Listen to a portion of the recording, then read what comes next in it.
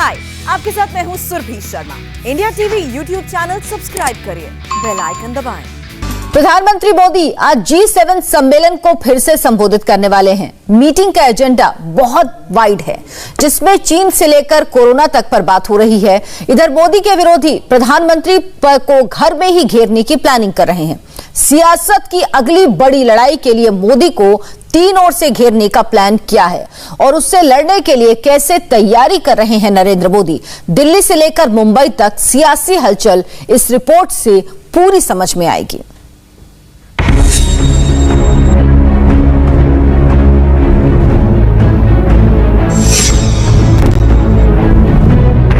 GST council की meeting से दिन की सबसे बड़ी ब्रेकिंग न्यूज निकली।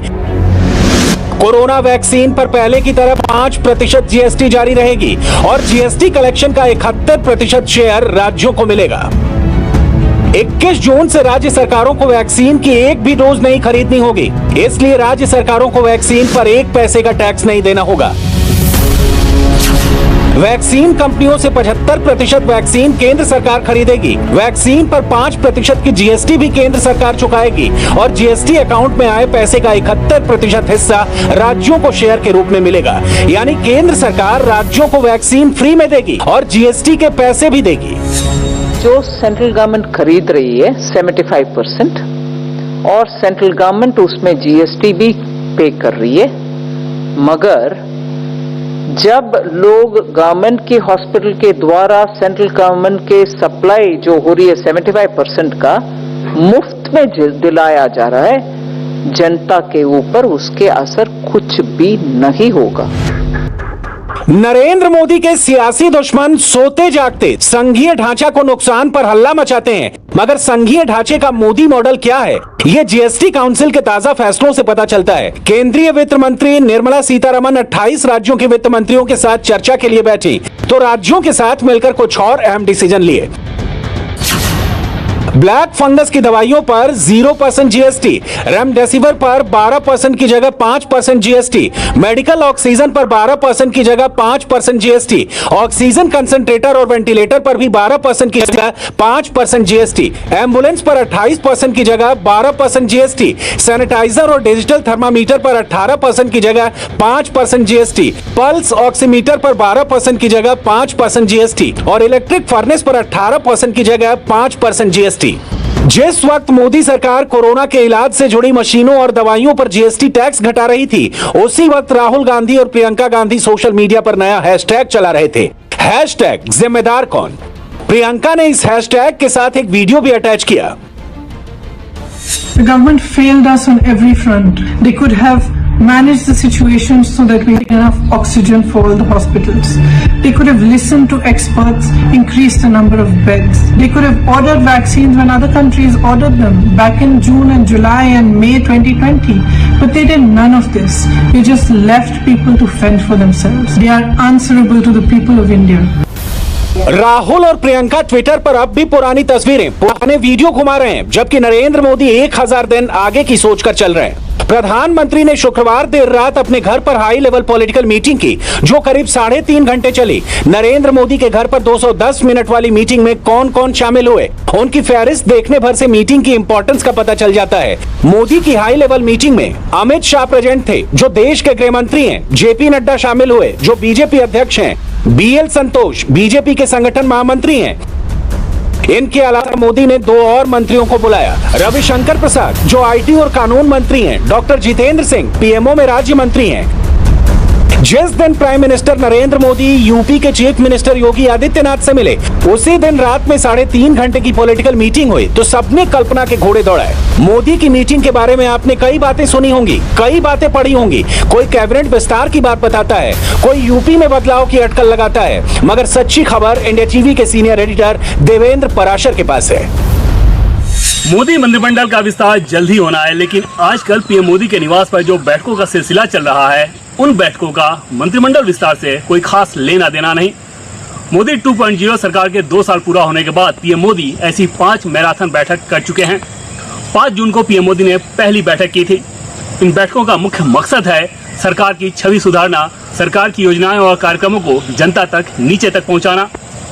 कोशिश ये की जा रही है कि सरकार के कार्यक्रम और योजनाओं में जन भागीदारी ज्यादा से ज्यादा हो और बीजेपी के राष्ट्रीय अध्यक्ष जेपी नड्डा और संगठन महामंत्री बीएल संतोष इसलिए मौजूद रहते हैं ताकि सरकार के कार्यक्रमों को जनता तक पहुंचाया जा सके। साथ ही साथ विपक्ष जिस प्रकार से हमले कर रहा है उसके खिलाफ भी मास्टर प्लान तैयार करने की रणनीति है। कोरोना की दूसरी लहर और बंगाल में ममता की विजय के बाद मोदी के दुश्मनों को पॉलिटिकल ऑक्सीजन मिला है। 2024 की बड़ी लड़ाई के लिए विरोधियों की अपनी तैयारी है, तो मोदी भी कमर कसकर तैयार हो रहे हैं। मोदी विरोधियों को लगता है कि कोरोना ने उनको मोदी के खिलाफ मौका दिया है। नरेंद्र मोदी विपक्ष को इसी मुद्दे पर मात देने के लिए रेडी हो रहे हैं। मोदी फ्री वैक्सीन और फ्री राशन दे रहे हैं, केंद्र की योजनाओं को जनता तक पहुंचाएंगे। मोदी के मंत्री सोशल मीडिया पर सक्रियता बढ़ाएंगे। हर मंत्री अपने अपने विभाग की स्कीम बताएंगे। भ्रम और अफवाहों का जवाब दिया जाएगा। संगठन जन भागीदारी बढ़ाने में एक्टिव होगा। पीएम मोदी के साथ मंत्रियों को जब बैठक के लिए बुलाया जाता है तो उन्हें बताया जाता है कि बैठक में वो अपनी बात खुलकर कह सकते हैं। एक बार जब बैठक शुरू होती है तब भी पीएम उन मंत्रियों से कहते हैं कि जो कुछ भी आप सोचते समझते हैं अपनी बात स्पष्ट तरीके से और खुलकर रखें। अभी तक जिन मंत्रियों के साथ पीएम मोदी की बैठक हो चुकी है उनमें पीयूष गोयल, गजेंद्र शेखावत, हरदीप पुरी, नरेंद्र सिंह तोमर, डॉक्टर हर्षवर्धन, गिरिराज सिंह, अमित शाह, स्मृति ईरानी, मुख्तार अब्बास नकवी, डॉक्टर जितेंद्र सिंह और रविशंकर प्रसाद जैसे मंत्रियों के नाम शामिल हैं और इनके मंत्रालयों पर चर्चा हो चुकी है। पहली बैठक को छोड़ के बाद की चारों बैठक में बीजेपी के राष्ट्रीय अध्यक्ष जेपी नड्डा और बीजेपी के संगठन महामंत्री बीएल संतोष भी मौजूद रहे हैं। 2024 के लिए नरेंद्र मोदी की तैयारियों के लेवल को 2 एग्जाम्पल से समझिए। पहले एग्जाम्पल है असम के मुख्यमंत्री हेमंता बिस्वा शर्मा और दूसरे एग्जाम्पल है पश्चिम बंगाल में नेता प्रतिपक्ष बनाए गए शुभेंदु अधिकारी। हेमंता बिस्वा शर्मा बीजेपी के लिए बाहरी आदमी थे। वो कांग्रेस से बीजेपी में आए। 5 साल में उन्होंने अपनी लॉयल्टी साबित की। बीजेपी के लिए उनकी काबिलियत साबित हो गई तो हेमंता असम के मुख्यमंत्री बनाए गए। हेमंता बिस्वा शर्मा का सीएम बनना बीजेपी की सियासत का टर्निंग पॉइंट है। कांग्रेस से आए हेमंता को आरएसएस ने भी अडॉप्ट कर लिया है। हेमंता ने नागपुर जाकर आरएसएस के प्रमुख मोहन भागवत से मुलाकात की। इस मुलाकात से पहले ही असम के मुख्यमंत्री ने वो चर्चित बयान दिया जिसमें उन्होंने अप्रवासी मुसलमानों से आबादी कंट्रोल करने को कहा। इसी हफ्ते शुभेंदु अधिकारी ने प्रधानमंत्री के साथ 1-to-1 मीटिंग की।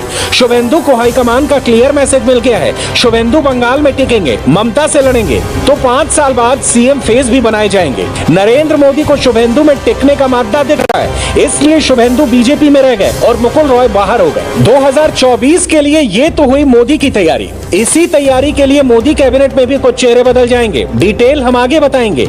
उससे पहले मोदी विरोधियों की तैयारी देख लेते हैं। मुंबई में शरद पवार के घर सिल्वर ओक में ममता बनर्जी के कैंपेन मैनेजर प्रशांत किशोर और एनसीपी सुप्रीमो शरद पवार के बीच 3.5 घंटे की मीटिंग की बहुत चर्चा है। मुंबई से जो खबरें आ रही हैं उनसे लगता है कि पूरब, पश्चिम और दक्षिण भारत से एक साथ प्लानिंग हो रही है। कोलकाता, मुंबई और चेन्नई में पॉलिटिकल फोर्स बनाई जा रही है। मोदी के सारे विरोधी एक होकर दिल्ली घेरने का प्लान बना रहे हैं। इस प्लान में प्रशांत किशोर की भूमिका कैटलिस्ट की है। एक तरह से कहें तो पीके फेविक्विक बनकर मोदी विरोधियों को जोड़ने की जुगत लगा रहे हैं। प्रशांत किशोर करीब 3.5 घंटों तक सिल्वर ओक पर रहे। इस दौरान उन्होंने पवार को एक पावर पॉइंट प्रेजेंटेशन भी दिया। पीके अपने प्लान में कांग्रेस को माइनस करके चल रहे हैं। पीके ने शरद पवार को बताया कि लोकसभा की 400 ऐसी सीटें हैं जहां पर विपक्ष अगर एकजुट हो जाए तो कांग्रेस को माइनस करके भी नरेंद्र मोदी को हराया जा सकता है। पवार ने प्रशांत किशोर की तमाम बातों को गंभीरता से सुना। इस मीटिंग में सुप्रिया सुले और जयंत पाटिल भी मौजूद थे। मीटिंग के बाद पवार ने प्रशांत किशोर के साथ लंच भी किया। प्रशांत किशोर जिस फेडरल फ्रंट का पैकेज बनाकर शरद पवार के पास ले गए वो फेडरल फ्रंट ममता बनर्जी का ब्रेन चाइल्ड है। ममता 2019 में भी फेडरल फ्रंट बनाना चाहती थी, तब बात नहीं बनी थी। अब 2021 में कोरोना की दूसरी लहर के बाद ममता बनर्जी को इसका माहौल बनता दिख रहा है। पूरब में ममता बनर्जी, दक्षिण में जगन मोहन रेड्डी, एमके स्टालिन और पिनराई विजयन, पश्चिम में उद्धव ठाकरे और शरद पवार, यूपी में अखिलेश यादव, बिहार में तेजस्वी यादव और झारखंड में हेमंत सोरेन। फेडरल फ्रंट में इतने सारे किरदारों को एक साथ जोड़ने का टास्क करीब करीब इम्पॉसिबल लगता है, लेकिन पॉलिटिक्स इम्पॉसिबल को भी पॉसिबल बनाने का खेल है। मोदी के विरोधी इसी खेल में लगे हुए हैं। देखिए, देश में लोकतंत्र है, कोई भी किसी के साथ चर्चा कर सकता है, कोई भी किसी को मिल सकता है, कोई भी स्ट्रैटेजी तय कर सकता है, लेकिन कोई कितनी भी स्ट्रैटेजी तय करे, एक बात तो पक्की है, लोगों के मनों में, लोगों के दिल पर मोदी जी ही है, मोदी जी राज करते हैं। और 2024 के चुनाव में कोई साथ आए, कोई स्ट्रैटेजी तय करे, तब भी मोदी जी के नेतृत्व में ही सरकार चुनकर आएगी। अब फेडरल फ्रंट का नंबर गेम समझते हैं। यूपी में लोकसभा की 75 सीटें हैं, बिहार में 40 सीटें, झारखंड में लोकसभा की 14 सीटें हैं, पश्चिम बंगाल में 42 सीटें, महाराष्ट्र में 48 सीटें, तमिलनाडु में 39 सीटें, आंध्र प्रदेश में 25 और केरल में 20 सीटें। सिर्फ इन्हीं राज्यों को मिला दें तो लोकसभा की 303 सीटें बनती हैं। ओडिशा, तेलंगाना और जम्मू कश्मीर जैसे राज्यों की सीटें जोड़ दें तो ये तादाद और बढ़ जाती है। बंगाल चुनाव जीतने के बाद फेडरल फ्रंट में ममता का कद बड़ा होगा, इसमें कोई दो राय नहीं। मुकुल रॉय के बाद राजीव बनर्जी भी अब दीदी के घर वापस जाने को तैयार हो रहे हैं। बहुत दिन का मित्र का मेरा एक दादा है, कुणाल जी, जिसका साथ मेरा कई साल से संबंध है, आज से नहीं कई साल से संबंध है, तो उनके एकदम घर के बगल में ही है। तो मैंने तभी सोचे थे कि एक बार अगर उनसे मिलजुल हो जाए, एक बार अगर मुलाकात हो जाए तो एक बार बात करेंगे। मैंने जो फेसबुक में लिखा वो तो मैंने ही लिखा, दूसरा कोई तो लिखा नहीं, मेरा फेसबुक में मैंने ही लिखा। और ये तो मैं मानता ही हूँ, जो मैंने फेसबुक में लिखा वो तो मैंने मानता ही हूँ कि किसी किसी जगह पे मुझे अच्छा नहीं लगा, इसीलिए मैंने फेसबुक पोस्ट किया। 2024 वाली लड़ाई में कांग्रेस अभी हवा में है। राहुल गांधी भले ही अपने आप को विपक्ष का सबसे बड़ा नेता मानते हैं, लेकिन उनकी तैयारियां ट्विटर के अलावा कहीं और नहीं दिखती। कांग्रेस जब भी किसी पिच पर मुकाबले में आने की कोशिश करती है, उसके साथ इमोशनल खेला हो जाता है। बीजेपी सियासी लड़ाई को वहां ले जाती है जहां कांग्रेस अपने आप धराशायी हो जाती है। आर्टिकल 370 पर दिग्विजय सिंह का नया टेप आया तो कांग्रेस के साथ यही खेला हो गया। दिग्विजय सिंह जी उन्हें धन्यवाद देते हैं, थैंक यू। थैंक यू कहने के बाद दिग्विजय सिंह जी ओब्लाइज करते हैं और उत्तर देते हैं कि अगर मोदी जी हट जाते हैं सत्ता से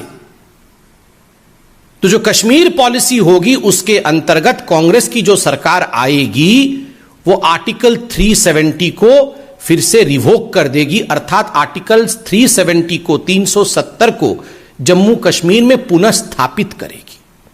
आप सोचिए जरा, ये दो चीजें दर्शाता है। एक तो कांग्रेस का पाकिस्तान के साथ सांठगांठ, कांग्रेस का पाकिस्तान के साथ खड़ा होना, दोनों के विचार एक जैसे हैं। कांग्रेस और पाकिस्तान के विचार एक जैसे। जो आप देख रहे हैं ये सारा उस टूल किट का हिस्सा है। भारत को किस प्रकार से अपदस्थ करना है, हिंदुस्तान के खिलाफ किस प्रकार से बोलना है, मोदी जी के खिलाफ किस प्रकार जहर उगलना है, भले उसके लिए पाकिस्तान, चीन इत्यादि से समर्थन क्यों ना लेना पड़े, ये सारा कुछ कांग्रेस के उस टूल किट का हिस्सा है जिस टूल किट के विषय में भारतीय जनता पार्टी ने खुलासा भी किया था। राष्ट्रवाद, पाकिस्तान, धारा 370, कांग्रेस सबसे ज्यादा नो बॉल इन्हीं पिचों पर फेंकती है। राहुल गांधी की टीम यहां बैटिंग करने आती है तो हिट विकेट हो जाती है। इसलिए फेडरल फ्रंट वाले भी कांग्रेस से दूरी बनाकर चल रहे हैं। 2024 के लिए नरेंद्र मोदी दो टीम बना रहे हैं। पहली टीम संगठन की है और दूसरी सरकार की। सरकार यानी कैबिनेट, जिसमें विस्तार की चर्चा जोरों पर है। पॉलिटिकल सर्किल में कई सवाल चल रहे हैं। मोदी मंत्रिमंडल का विस्तार कब होगा? नरेंद्र मोदी किस किस को मंत्री बनाएंगे? क्या किसी मंत्री की छुट्टी भी होगी? कैबिनेट में किसे रखना है यह प्रधानमंत्री का विशेषाधिकार है। मोदी क्या सोचते हैं ये किसी से शेयर नहीं करते। फिर भी कुछ नाम है, कुछ चेहरे हैं जिनका मोदी कैबिनेट में आना करीब करीब पक्का है। पहला नाम है सर्बानंद सोनोवाल। असम के पूर्व मुख्यमंत्री ने 5 साल शांति से काम किया, बीजेपी और केंद्रीय नेतृत्व के लिए कोई दिक्कत पैदा नहीं की। सोनोवाल दोबारा चुनाव जीत कर भी आए हैं और जब हाईकमान ने सीएम पद के लिए हेमंता बिस्वा शर्मा को चुना तो कोई सवाल किए बिना मुख्यमंत्री की कुर्सी खाली कर दी। अब सोनोवाल को दिल्ली में एडजस्ट किया जाएगा। ज्योतिरादित्य सिंधिया को कैबिनेट में लाने का वादा किया गया था। सिंधिया को राज्यसभा में भी भेजा गया। अगर कोरोना ना आता तो सिंधिया पहले ही मंत्री बन जाते। सिंधिया को सेंटर में लाकर नरेंद्र मोदी ये क्लियर मैसेज देंगे कि एमपी शिवराज ही संभालेंगे। मोदी कैबिनेट में सुशील मोदी का आना भी 99% पक्का है। बिहार में सरकार गठन के समय ही सुशील मोदी से इसका वादा किया गया था, इसीलिए सुशील मोदी राज्यसभा लाए गए और अब मंत्री बनाए जाएंगे। हाईकमान के निर्देश पर सुशील मोदी ने बिहार का मुंह छोड़ा, इसका पुरस्कार उनको दिल्ली में मिलेगा। रामविलास पासवान के निधन से बिहार कोटे की कैबिनेट सीट खाली है। नरेंद्र मोदी सरकार में जेडीयू का कोई मंत्री नहीं है। अगर नीतीश कुमार और नरेंद्र मोदी में बात बन गई तो जेडीयू को भी मंत्रिमंडल में जगह मिलेगी। उत्तर प्रदेश में अगले साल चुनाव होने वाला है, इसलिए वहां के कुछ नेता भी मंत्री बनेंगे। हिंदुस्तान के पॉलिटिकल कैलेंडर में 2 तारीखें बहुत अहम है, 2022 और 2024। 2022 में सेमीफाइनल होगा और 2024 में फाइनल। नरेंद्र मोदी सियासत का हर मैच फाइनल की तरह खेलते हैं। मोदी विरोधी तैयारी कर रहे हैं तो मोदी उनसे 100 हाथ आगे चल रहे हैं। हाय, आई एम सुरभि शर्मा। खबरों से अपडेट रहने के लिए India TV YouTube channel subscribe करिए, साथ में बेल आइकन जरूर दबाएं। जुड़े रहें इंडिया टीवी के साथ।